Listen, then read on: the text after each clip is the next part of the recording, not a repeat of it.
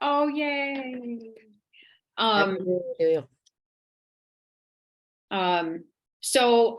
There was something that someone had posted on Friends Family Education recently. There were only a couple of people who had responded so far, but I thought it was a pretty provocative post. And I mean, in the sense of provoking sort of input, and which I'll hold off on because I want to first open it up to you all in case there's stuff anybody wants to bring up. There's Ellen, great. Oh, there's Carissa who's joined us. Hi, Carissa. Happy New Year. Great to see you. So Ellen, why don't you go? Yeah, my question's pretty quick. I was supposed to I'm going on a home visit with our early intervention team. I was supposed to go this Wednesday, but snow day. And I have not met mom yet. But what I'm hearing from my early intervention team is that she has very low cognitive skills, just really low social, like cues and awareness. And I fully have to admit, I don't work with I've had a few families that have just had lower skills, parents, but what are kind of your best tips for working with families, parents who you can't really carry on a good, a back and forth conversation. My coworker says she has really slow processing speed. So how do you build rapport when you can't get a dialogue going? And do you bring things and I'm not going to have her, sometimes when I do home visits, I'll have them do a little scrapbook page. I don't think that's going to work for her. So what do you guys have for me? Ellen, I worked with a family once and the mom herself started bringing a 3-ring binder with sheets protectors in it. And she would take everything and put in these sheet protectors so she could reference later. It was really sweet and it worked really well for her. That's one strategy. And I'm assuming you found some really simple readability sheets, really easy to read. Yeah, I didn't do a lot of adjustment for her capacity, but some. Okay. Yes. Yeah. But if it was a home visit, I would definitely bring stuff that would be in that. Got it. Mm-hmm. That's just one thought. Yeah, no, that's good.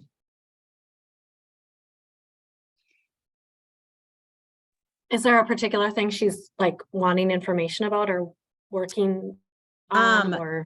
So the little guy is just basic developmental delay.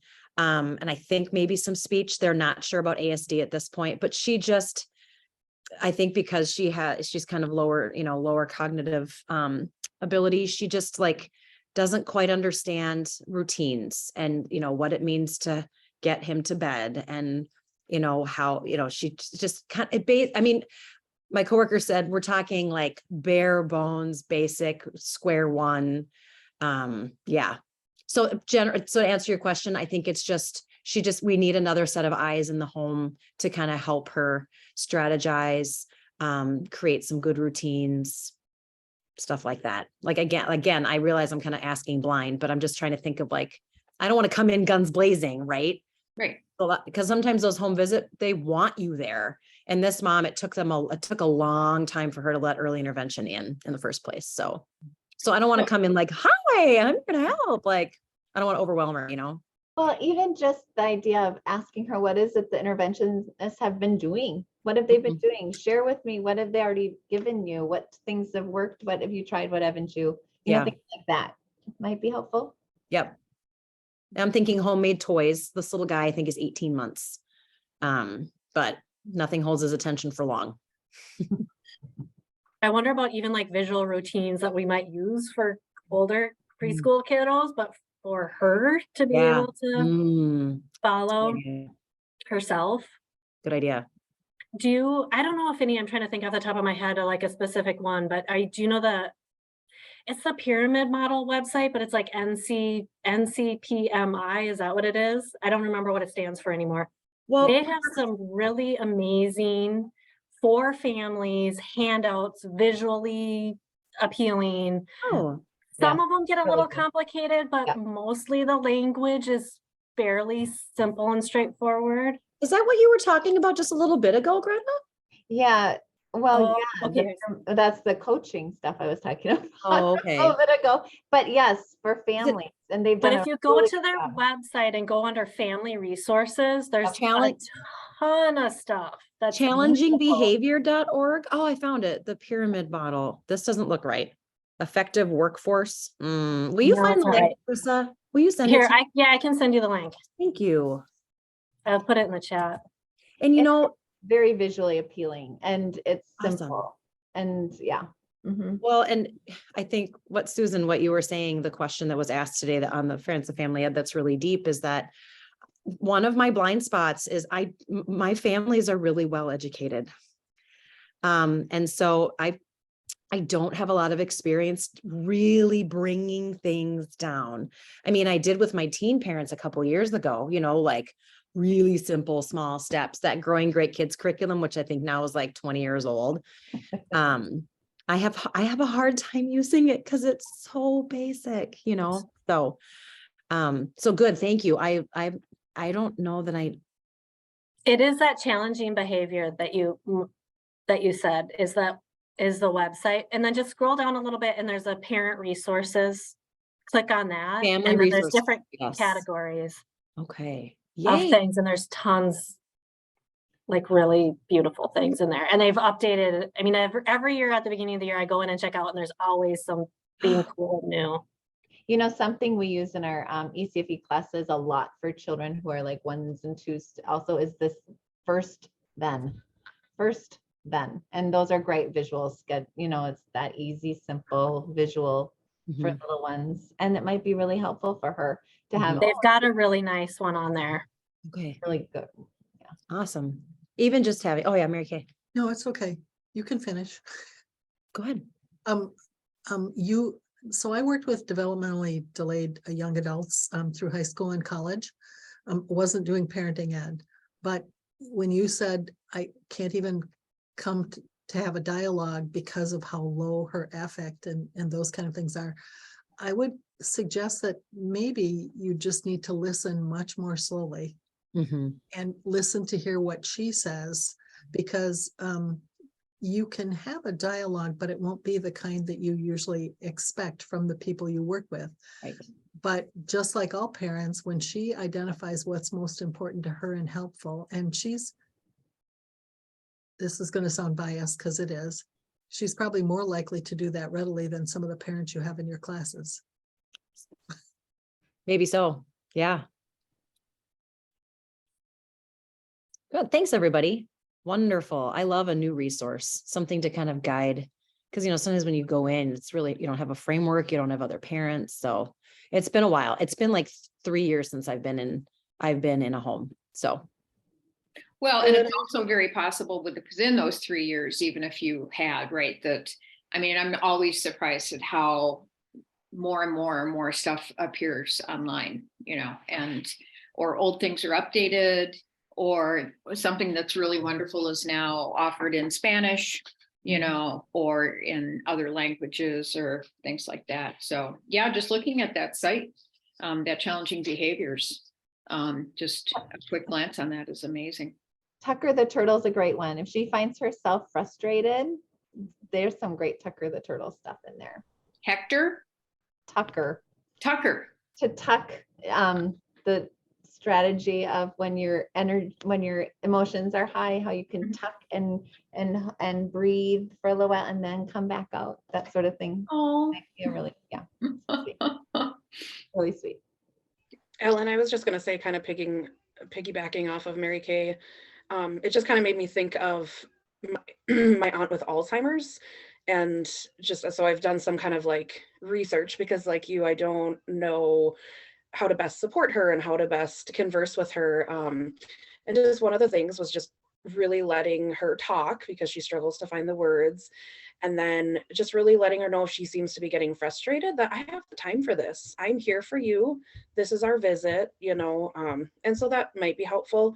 And I don't know, based on her needs, if you would be able to ask her, you know, like what sorts of things, like Greta said, what sorts of things have they already worked with you with? You know, is there questions you have, you know, so let her just kind of chat for a while and then just maybe ask her some questions and just kind of, like you said, establish that rapport.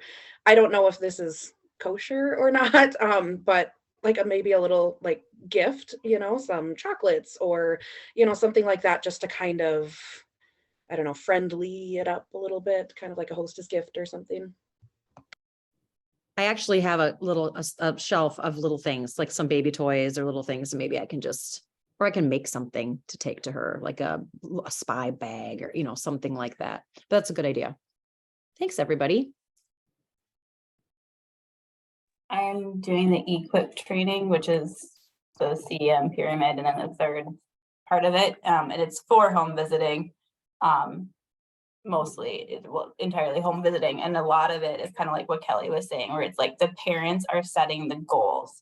You are coming in, like if parents want to work on meal times, you come during a meal so that you can be there and be present and support the parent through that interaction. And so even just like, as Kelly said, coming in that first time of like, where do you want to go with this time? I'm here to support you.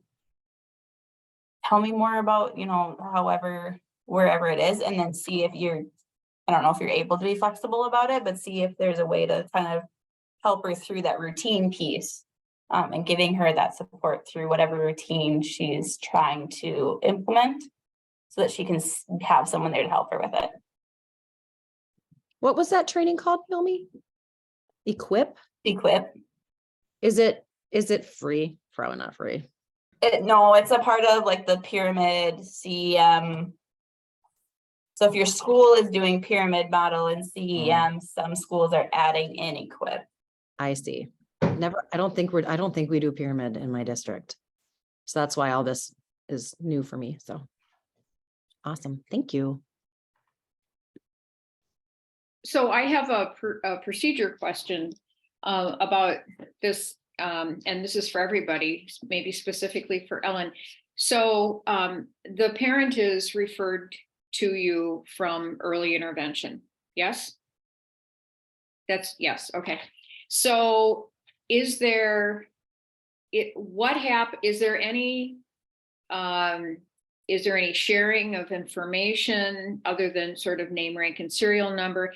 Just sort of speaking to your question, Ellen, I'm just really curious, not being an on-the-ground practitioner, sort of what happens with that referral so that the next person who then works with the family, what kind of information are you provided with or resources of support from early intervention so that your work with that parent, with that family is supported?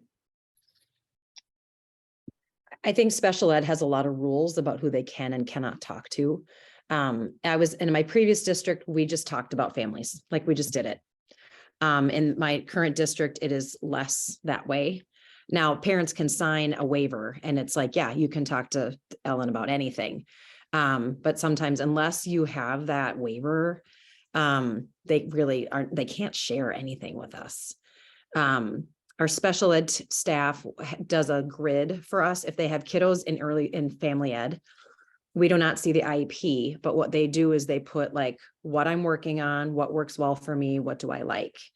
So that helps us like, okay, there's a kiddo coming in, he's not verbal. How does he get what he wants? He's great at pointing and he's really good at nodding if you give him two choices. And then they're like, if I'm upset, I like to dance, you know, so they give us a rundown, but in family ed, we do not see the IEP, but in home visiting, I'm assuming once I start working with this family that I will be on the list of can know.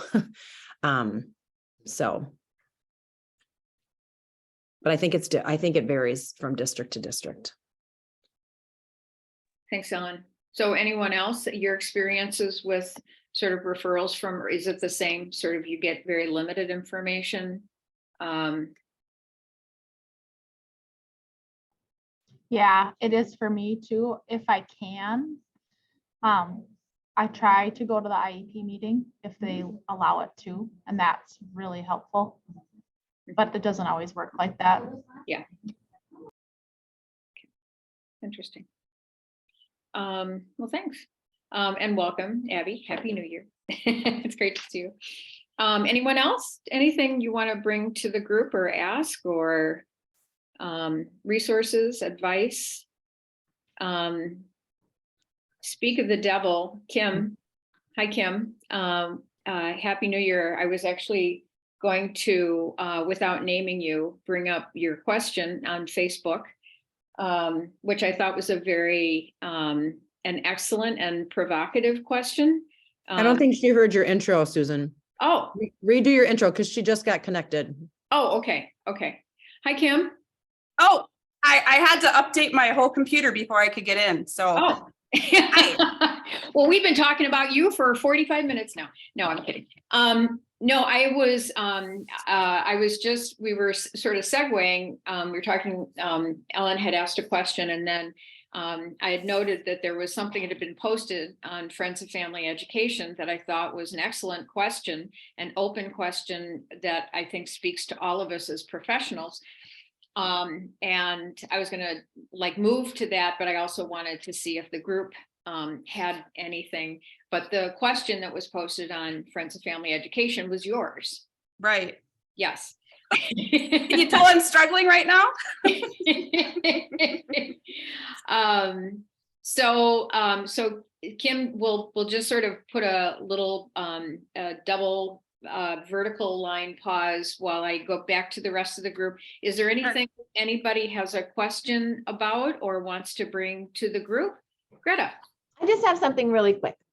I had families today say they would like to know if somebody is using a babysitter and if they'd like to share that name. Does anyone have a system in their groups that they use for families that they could just quickly just share with me? I don't do that, and the parents were asking for it. And I don't know, does anyone do that?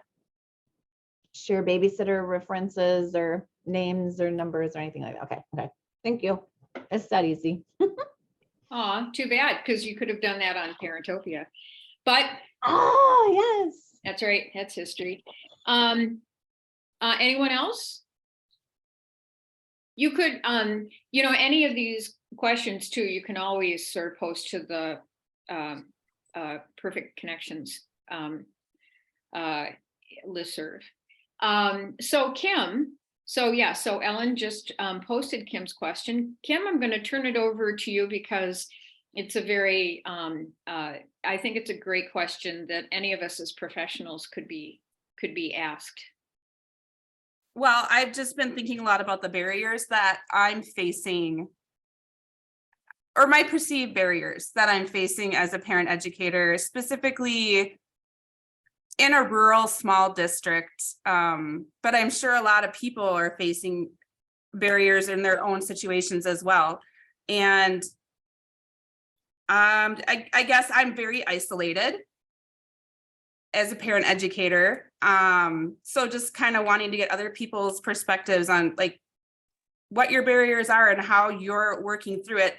I've been trying to, because I work in a small district, it's extremely part-time. I've tried multiple districts. It's not a good fit for me. It's just makes the problem even bigger because all the districts are small. So it's the same problem multiple times.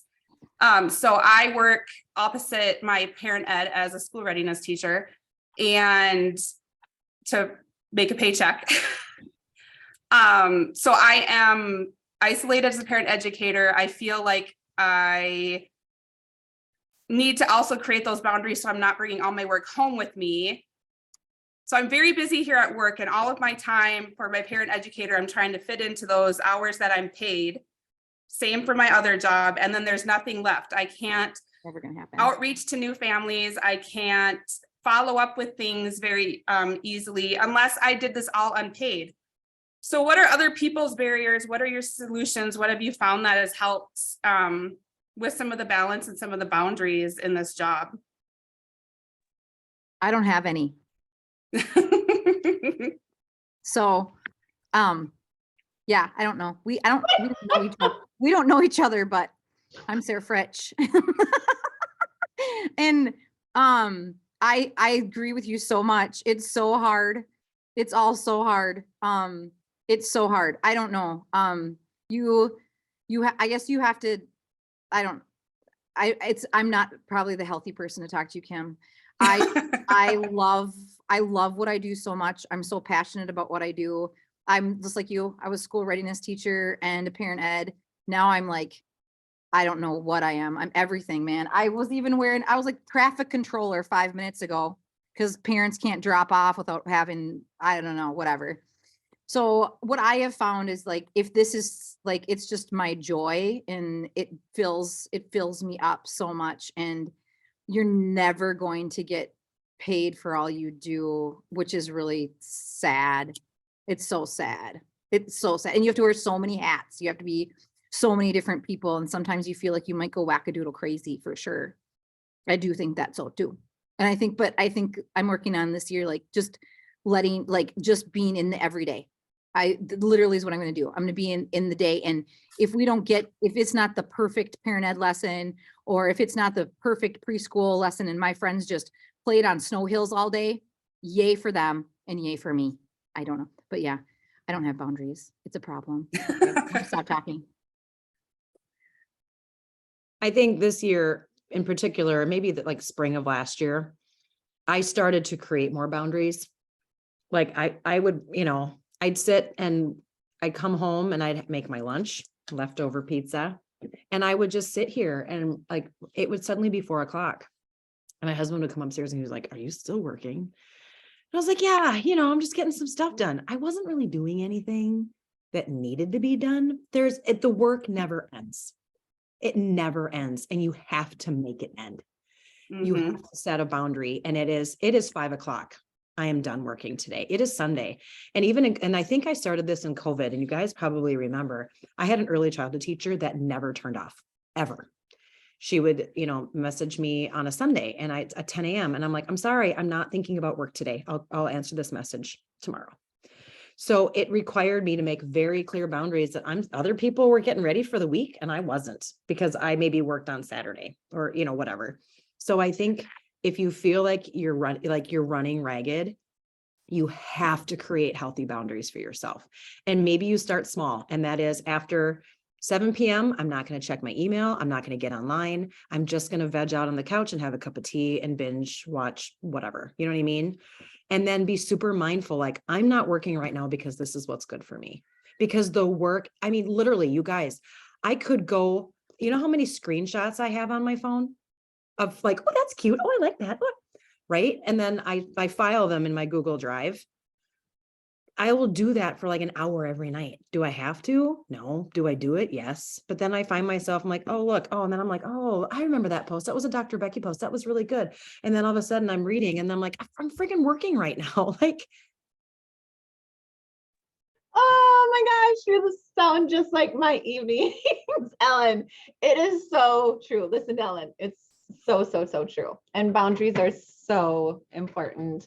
I remember I got to a point where I was like, I am going to recycle lessons and I will add the flair for that specific group at that specific time. I'm not reworking everything for every class.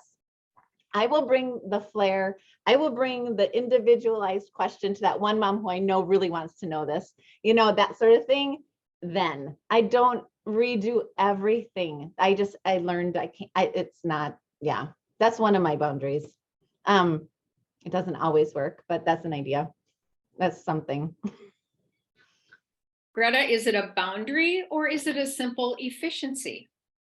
Well, can I hold it both? Can I do and? Where's my ampersand? My ampersand's around here somewhere. Yes, and. It's both and. Yes. Yeah, well said, Susan. I appreciate that. It's efficiencies. And recognizing that you are the one who brings the special piece to that group. Right. Not anything that's in that lesson. It is you, and you need to be ready for that. And if this other stuff is taking too much from you, then you'd have to let some of those things go. Right. And bring you at who you are, because that's what matters. And to add to that, I think bringing ourselves to it is because we're attuned to each group that we're working with, right? So if 90% is the same content, the same activities, the same flow, or whatever. Like, content in curriculum is only one component of teaching, right?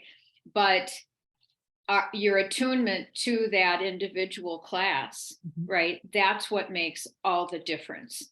And it isn't, and it's more than showing up, being our, our personalities or whatever.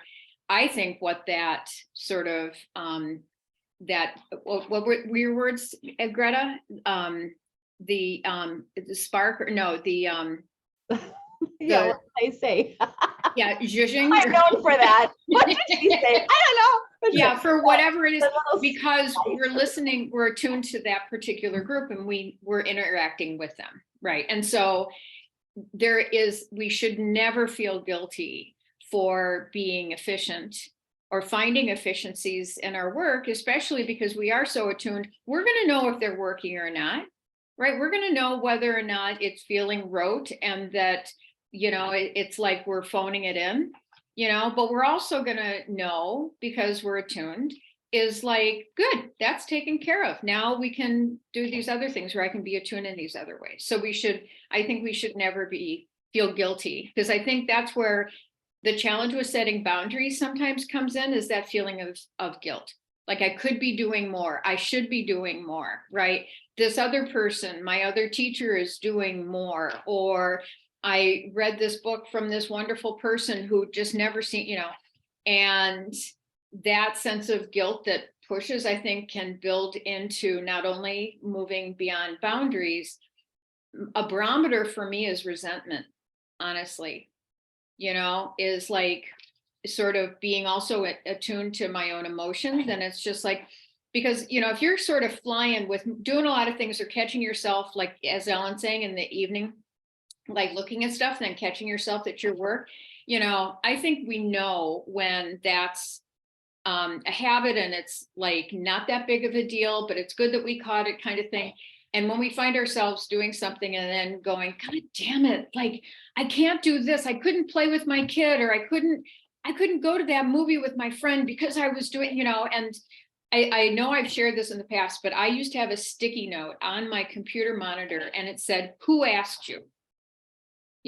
Because so many times when I would start feeling grumpy and kind of resentful, I realized it was me jumping in, doing stuff because I felt like it was like a necessary thing, whatever, right? And it's just like, so let's back up, Susan. So who asked you to do this?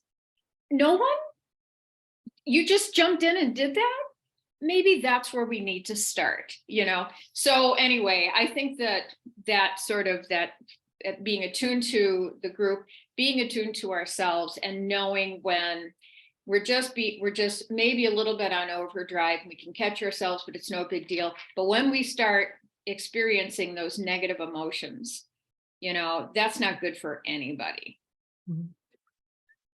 Kim, So my question for you guys then would be, I've struggled with the balance of letting the parents bond together as a group and just kind of visit. I know as an early childhood parent myself that sometimes just that adult connection is exactly what I need. So I struggle with balancing giving that freedom and still bringing topics, information, and thoughts to the table. And that's because you're saying, like, who asked you? Well, the parents would sit there and chat the whole time if, I want, but I feel like I do have a job to do to bring to them, so balancing that with what they really want to, but they do appreciate the information, and they do, so I guess that's my problem there. They didn't ask me, they would be fine just chatting, but I do feel like I have a job to do there.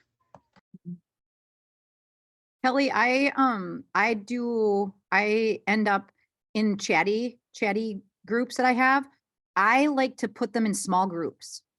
So I like to divide them up small group wise, and then give like a, have like the question of the day, or give something that they have to kind of, what I mean, that they can hash out. But that way it's not it is some order, like you're saying, you want some order there.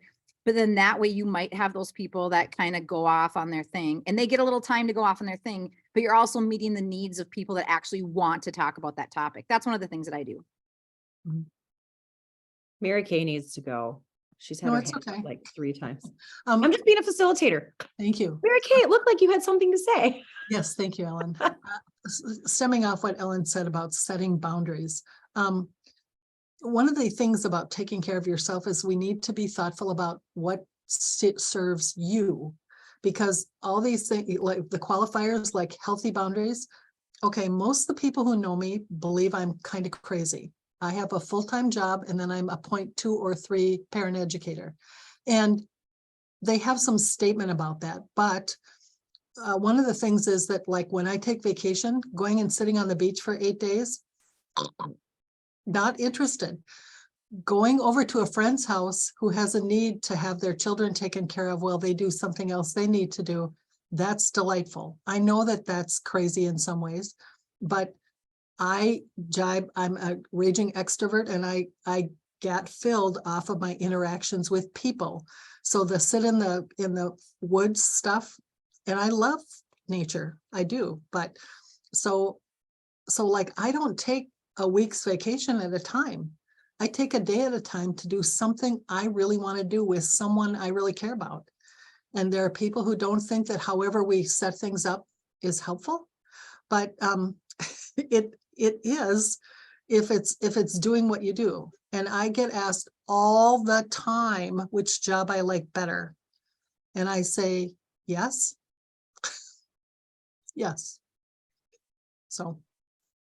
Well, and to kind of tack on too, talking about recycling and doing group work and letting your group mix and mingle and letting that process happen. And Kelly left, I was just going to be like, yeah, there's sometimes when they're all chatting and they're like, blah, blah, blah, blah, in the past, maybe like, all right, let's get to questions. But I'm like, listen to them chatter. They're really, especially like the one quiet mom who doesn't talk to anybody. Suddenly she's at the center of the Keurig and she's laughing and, whatever. I have to really catch myself for those moments. But the point I'm getting back to is that since I started recycling boundaries, turning my brain off, I did nothing over break, you guys, not one thing, nothing. Okay. Since I've done that though, I don't think I'm any less effective. I don't think I'm a worse teacher because I don't constantly, do you know what I mean? Like I might even say, Ellen, that you've given your brain time to process and take care of all of that. Maybe stress, so. and Yeah. are even better because of it, possibly. Right. So I don't know, Kim. I don't know if any of this is helpful because. Well, it is. And okay, so small district, we've gone down from 3 ECFB classes during the day to 2. And then one of them, so I think this is what made me really start panicking, is my boss said nobody was signed up for one of the classes for the winter session. And I know people are going to come back and not sign up because that's just like how parents are. They were here in the fall, so of course they're going to come back. But then there's the part of me that I should be out there finding new families, bringing new families in. Like one of my classes is all repeat families from last year. I don't see new families coming in. I feel like that should be my job, but I don't have time to do that. I don't have time to reach out and make those connections, time or pay. And I'm also a parent. I'm a parent of teenagers who have been going through a lot. So I also have that fraud feeling, like, how can I teach these parents about parenting when I am flailing in my own life? So again, with no support, right? Because we're the parent educators, we're the parent groups for parents of teenagers going through all of the things that nobody ever told us we'd go through, right? So I'm really looking forward to Menafee. This time on Fridays is hard for me to get to because of a lot of reasons, but I have missed it. I've missed having other people to talk to these things about because it's kind of unique for parent educators, and rural parent educators are a whole nother breed. We kind of feel lost, if I can just speak for all of us. So, And Where are you, Kim? are you available every Friday at noon? So I don't think it would be a bad idea, just a spinoff to have a group that meets at a time that does work. Do you know what I mean? Because there are a lot of people who can't come at noon. Because Kim, I was drowning before this group. I really was. I was all by myself. I was the only one in my district, and it sucked. I felt alone all the time. And now I feel a sense of connection with these incredible people that I've met. Some of you I've met in person. Some of you have gotten a hug. Or they've, viewed my classes or whatever. Like that is huge. If you can find, and maybe we would do a poll on family ed, and it's like, all right, Friday noon doesn't work, throw out some other times. What works? Because I think if you were able to connect with people on a regular basis, even if it was just every other week, heck, if it was once a month, I think you'd feel so much better, so much better. So I really encourage you to do that, because once you have your posse, and you guys are my posse, I'm like, I need to see my people on Friday. And even if I don't have a question, it just feels good to be in a room with people who get it. Mhm. And I think that peeps in the Jeep. Yes. Who's in my Jeep? But really, I think what I'm hearing from you is that you are lonely and alone. And I think if you could just get with other people who just get it, that would make you feel so much better. Mhm.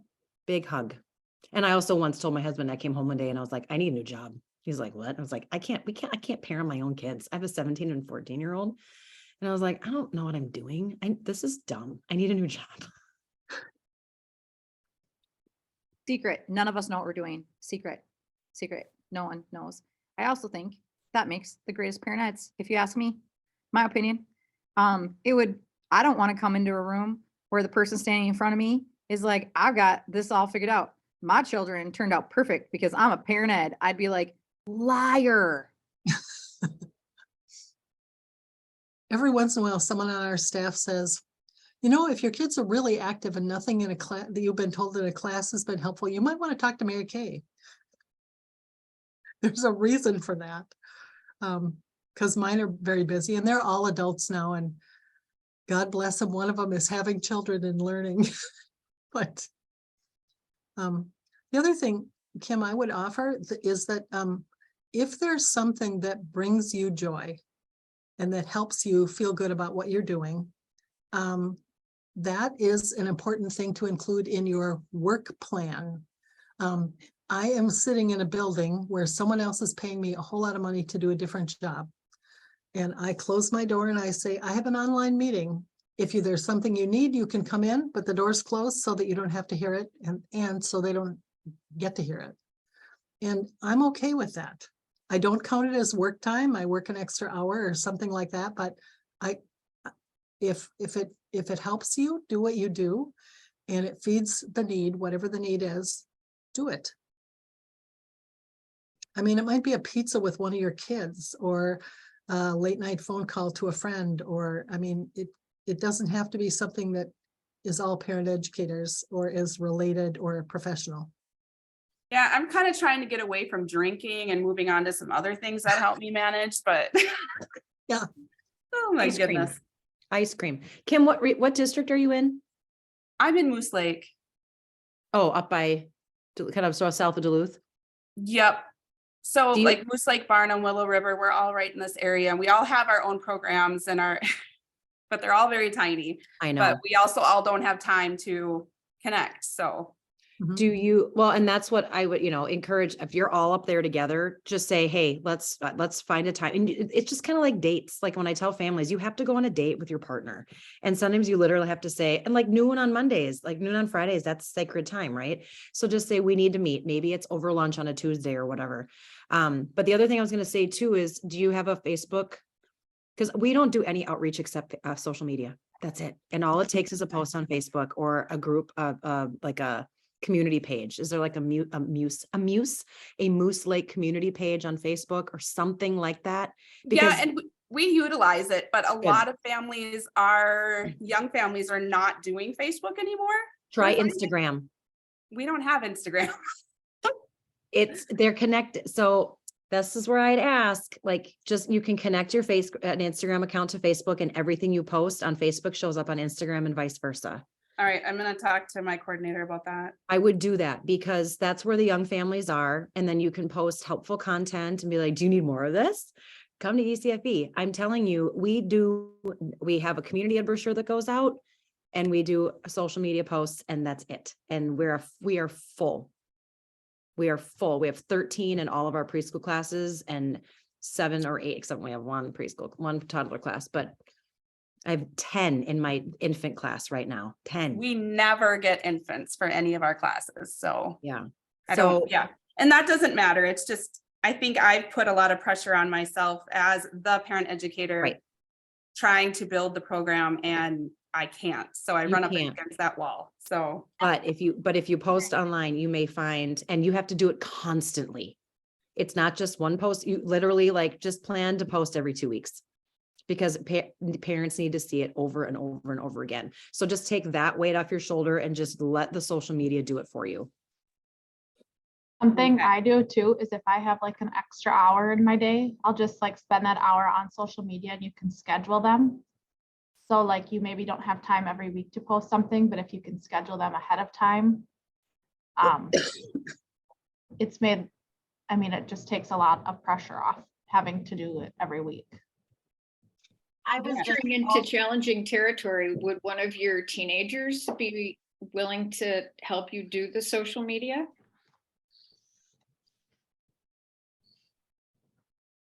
And does your school district prohibit you from creating your own, like sending stuff out from your own, like if you created an Instagram account? No, our district's pretty lenient on that. We have our own, we're separate from community. We're under community ed, but we're separate from community ed in our district. It's weird. So we do our own thing, and then the community ed and the main district will repost our stuff if we ask them to onto those pages.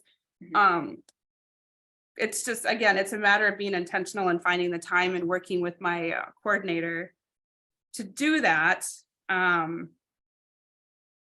Also, hot tip, follow a bunch of other ECFE programs and then just copy and paste their wording. Again, work smarter, not harder. Faribault right now, if you follow Faribault Early Childhood, Anna Runestad sometimes pops on here. Her posts are so lovely. Here's what she posted the other day, and it's just so warm and welcoming.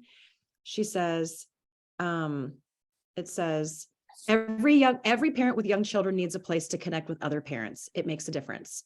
ECFE is that place and can be that for you too. New classes start in January. We have one-time classes and groups that meet every week. We hope you'll join us to find humor, connection, and community. That's Isn't awesome. that lovely? It's just warm and wonderful. Copy paste it. They're not going to care. Sounds like she has brain space. That's actually some of what I was going to respond, Kim. It sounds like you're holding yourself to a standard that is completely impossible to meet. And you're going to have a lot more feeling good about your job if you let some of those standards go, this is pot calling kettle black big time. Susan was my professor at one point. She knows the type A personality that's sitting right here, but this year I've started to let some things go in terms of my expectations of myself. And I actually, just like Ellen was talking about earlier with giving herself a real break and not doing work, like I feel like I'm a better teacher. Some of that is because I've had a few more years practice now, but I feel like I'm a better teacher when I'm letting go of some of those expectations, just like a parent who needs to let go of unrealistic expectations. Yeah. We aren't given the time, the resources, the staff, the support, the money. We're not given any of that. So making the most out of what you can, making a plan so that you're not just feeling like you're drowning, and then letting the rest go. I think calling it good enough is okay. Kim, if I can say too, it keeps coming to my mind. I used to do both roles, and when you're doing more than one role, it's hard. It takes different brain space and it takes different energy to do that. So give yourself a lot of grace. It's to do readiness, preschool and parent ed at the same time.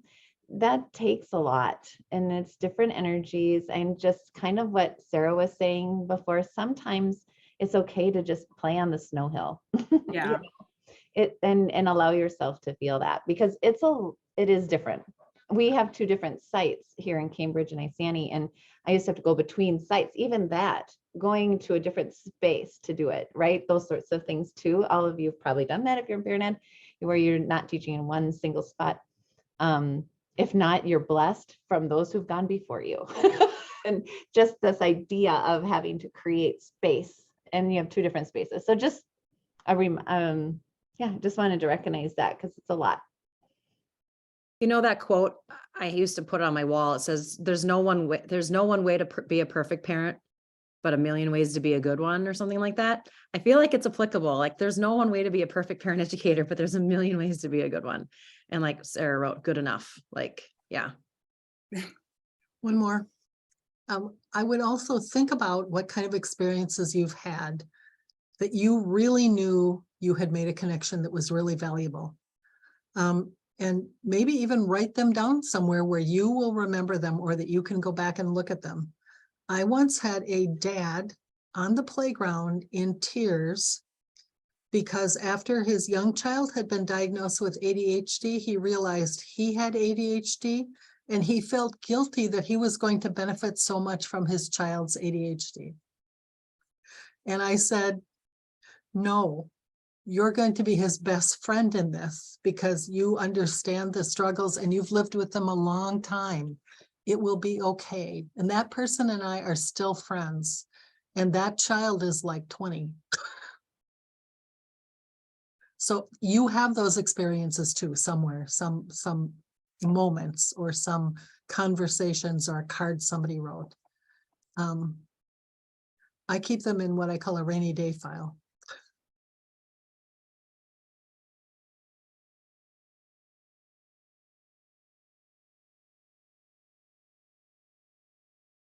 Kim, do you guys have a ECFE Parent Advisory Council over there in the Moose Lake?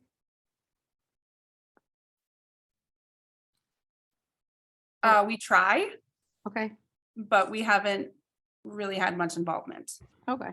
So Because I feel like I felt like that too as I mean, I am the parent ed, but I'm also the coordinator too. But like that was one of the things that I'm doing a better job of now, is leaning on, it's not your job to go recruit everybody, friend. Like it's just not. So, I mean, taking some of that off your plate and being like, if that's not what's happening right now, that's not what's happening. Like you post that stuff to social media and see what the world brings to you. It's a little bit about that too. But if you do get a few, we have just a few people that are wild right now that I just adore, that I got them in because they like to decorate. And it's really not about decoration. It's about them being an advocate for our program. And they're the ones that go out and like recruit for us. I mean, so if you do have like one or two crafty parents, then you can be like, oh my gosh, will you make me a poster? And they'll be like, oh my gosh, yes, I would love to. And then you get them and say like, now you're the president of my parent advisory council. I'll go do this. Cause I even have my parents, like parents that love ECFE. I ask them nicely, like to post. I don't post anything on like moms groups or anything like that. I don't do any of that stuff. I just manage our little page or whatever, but they post stuff. They put comments about ECFE. They post other places. So like when parents are like on those moms groups and stuff, they're like, I don't know what to do with my baby, or I'm whatever. And then my parent advisory council parents will be like, oh, you should come to ECFE with us. And they'll be like, what's ECFE? So I use them. I use the champion parents, the champion parents to go do my bidding. that's a great point. A plan for a parent advisory council, which I had nothing to do with, but I still think it's brilliant. Our district is offering a free class for parent advisory families. And one of the parent ed discussion days a month is parent advisory council, and the rest is just regular birth to K class. And I think it filled pretty quickly, and I think they've got some really good folks on it. I think it's going to be a really good thing. Maybe in a small district, this doesn't work as well, but when I was in Forest Lake Advisory Council, families got priority registration. And that helped a lot. That brought people in. We've I'm used, writing down all of your encouragements and ideas. we've used like a percentage off, like you get 50% off your first class or something like that in our. Yeah, if you don't have that many classes prior to registration, probably isn't that big of a deal, but Well, that's it. the majority of our parents are not paying for various reasons. So Yes. it's often, we run in their bed. I mean, most programs do, but all the time. Mhm. So anyway, thank you for all the thoughts. It really helped me recenter my brain and give some real good talking points to go to my coordinator about. We've had a lack of time to discuss these things too. So trying to make it a point to get together with her, and my coordinator is also our early childhood teacher for ECFE. So multiple roles over here. So thank you, everybody. Sorry, Ellen had asked about, so I always post the video in our YouTube channel playlist for this. I can already foresee that if people watch this, like they'll tell their friends and we'll have a lot of hits on this. But about posting this as well in response to Kim's question on Friends of Family Education. But I want to check with the group. How would you feel about that? Or Kim? Is that okay with you? Okay. Others? Anybody not like the idea? I mean, you can, if anybody's in opposition, right, I won't do it and it'll just be over in our private channel. And I could even refer to that, right? And I could say, you know, that, you know, Kim, this was a great question. We talked about it today in Perfect Connections, and, you know, the link is over in our YouTube thing. So, whatever you'd like, but I think this will be a tremendous resource, because the question that you ask him is, again, I think it's true for all of us in one way or the other. But I would also recognize that for those of you, what is it, like juggling, like lots of balls, spinning many plates, wearing many hats, pick your metaphor, that it can be particularly hard. And, you know, when the other thing, Kim, that you said that I wondered about was when you said about when, you know, you heard that people weren't signing up for the one class, that then you felt compelled to do marketing or to try to get the word out. Is there a threat in a way of closing down the program or of less resources or whatever if there is a challenge with enrollment? Well, it would be me losing hours, my para losing hours. And that's always a hard thing to feel responsible for. Right. When we have families to take care of too. And not that it's all about money, but it kind of need to pay the bills. Yeah. So And I my, think that should be recognized as well, right? Is that Right.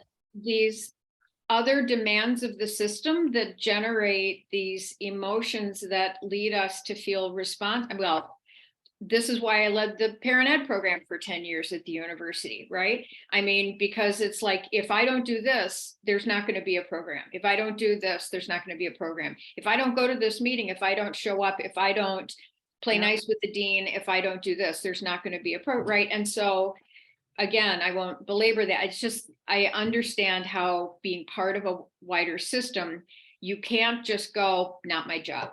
Not my Right. job, right? Somebody else can take care of that, because unfortunately, you know, it does bring up that sense of responsibility. Yeah. Kim, I would, with your coordinator, I would, if that does happen, now I'm not going to say that is going to happen, that you're not going to have that class. But if it does happen that you don't have that class, I would talk to her about you guys keeping those hours as outreach hours. So those are your outreach hours then, and you're going to use those outreach hours to get families to come in, to generate families.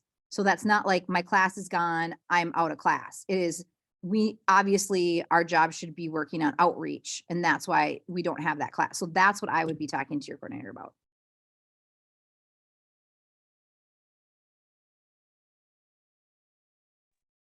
And I would just reinforce that too, from an advocacy standpoint.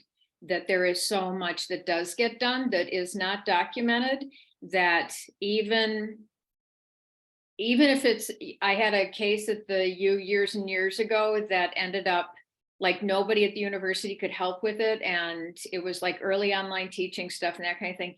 And just for the heck of it, I documented my hours. And it was like, I spent 80 hours in a single week on nothing but trying to troubleshoot that case, that situation.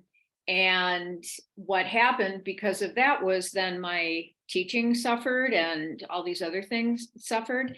So sometimes, but then on the other hand, those multiple things that we do when we document it, sometimes it can be useful in reviews and in meeting with our administrators and that kind of thing, because honestly, a lot of times they have no idea, right? Because somehow it all just gets done. So, yeah. Interesting how that happens, isn't it? Well, Kim, I appreciate so much that you reached out online, that we saw your post, and especially that you're here with us today and that we could have this conversation. That's fabulous. So we're at 101. I know you all are busy and you're moving to other place. High five to Becca, who noted that she had her first home visit. Anything you want to say about that, Becca? Well, my district, it always says in their programming that we offer home visits. And this is my 4th year and we haven't done a single home visit. So my coordinator called me after work yesterday. I was driving home and she's just like, so I have someone who actually followed up on that. She was a little bit in a panic, but she was just like, would you be open to doing this? And I felt super anxious about it because I've never done that before, but she described the situation and I said, sure, absolutely, I'll go talk with this mom. And then connected with the mom who then ended up saying, actually, could I just meet you at Gladstone at the school? And I was like, absolutely, I'm done with my baby's class at this time. So that's why I put home visit in quotes, because it ended up being at just a one-on-one in the classroom. But it reminded me how much people just need to be validated and heard and have someone listen to them and tell them they're doing okay. Like how powerful that is, because I was so worried about not being prepared with the right answers to fix her problem, and that wasn't what she needed at all. And so it felt really good. And she's like, would we ever be able to do this again? I was like, I'll talk to my coordinator, but I think it would be okay to set a follow-up up in a few weeks, see how things are going. So that felt really good. And it just breaking through the ice of, I end up having a lot of anxiety about things I've never done before. So now, even though I haven't been to someone else's house, I kind of feel like I've done this before. So I'm hopeful that we can maybe even grow our home visiting opportunities in our district now. Wonderful. Oh, thank you. Thanks for sharing that, Becca. We're really happy for you. Yes. And you've gone through a new hurdle, and next time will be hopefully even easier. So wonderful. Last quick check. Is it okay if I put the video link to Kim's as a response to Kim's post, or would you prefer that we just keep it over in YouTube alone? Any problems with it? You're okay? Did I say anything inappropriate? As long as I, Well, Sarah, like everybody's going to see that anyway, right? So this is just giving you extra visibility. So this is so true. And wherever it is that you're sitting, it looks lovely and warm, and I'm glad that you don't have 14 inches of snow. It's my backdrop. I Susan, know, it's I'm kidding. pretend. Oh. Yeah. I thought you really thought I was, so I did a training like this. So I did a training last fall, and I was at Kelvin's lacrosse game, and I wasn't supposed to be there because obviously I was doing training. And so I put this backdrop on, and people literally, like in the class, thought I was on the beach. It was hilarious. Oh, well, good. Let them think that, right? I thought you were gonna say that some lacrosse players went behind you, and so they're like playing lacrosse on the beach or something like that. Sorry. Sarah. Oh, bummer. Next time. That's right. Well, I'll I do hope better. you all can be here again next week. And I know it's a challenge for some of you to get here on Fridays. If anybody wants to post, to find an alternate time for a second meeting during the week. It's your 50th birthday next Friday. Will you be here to celebrate? Oh, party hats, everybody. Oh, this is going to be fun. We're going to have a celebration meeting. That's fabulous. Okay. Well, now that gives me a focus for the week. 50? Plan. Becca? How Yeah. could you be 50 when you just graduated from college? Like That's right. 22, 32, maybe. Yeah. Weren't you 24 in my class? Old mommy here, Yeah. 1973. Oh, that was the year I graduated from high school. So It was a good year. it was a great year. It was a great year. All right, everyone. Well, have a fabulous week. I do hope to see you all back, and whatever efforts you have to make to get here, we hope you are able to do that. Otherwise, One quick thing, Ellen. on Friday, January 27th at noon, our very own Carrie Yuso is doing a training, Parent Ed focused, through the Ellison Center. It's a lunch and learn. It's like $20. And it's on something parent. Do you guys, someone posted it the other day, but I think we should just plan to cancel Perfect Connection. Well, maybe not. I mean, I suppose there are probably people who don't want to do that training, but I think it's important that we let people know that that is out there. good. I plan on attending. Is it in person, Ellen? It's not, it's a Zoom thing. Let me try to find it real quick and I will put it in the chatty chat. Well, I mean, if it's on that Facebook page, I can go scour It that. is. Never Someone looked- posted about it the other day. Okay, I'll look because okay. And Not also, that- Ellen, if you could send something out to the listserv, right, then everybody, or if you want to just send it to me, then I'll post something about it. And yeah, I'll send it to you because I don't know how to do that. I mean, I could learn, but I'll just send it to you right now. Okay. all right. sounds good. She's holding a boundary, Susan. Yeah, I'm holding a That's boundary. right. I don't want to learn anything new. Or is it an efficiency? Or efficiency. Yeah, which one is it? Efficiency. I'm delegating the task. There you go. I love it. The big D. Good for A you. big D. Okay, big yep, check D. your mail in a little bit. It'll be there.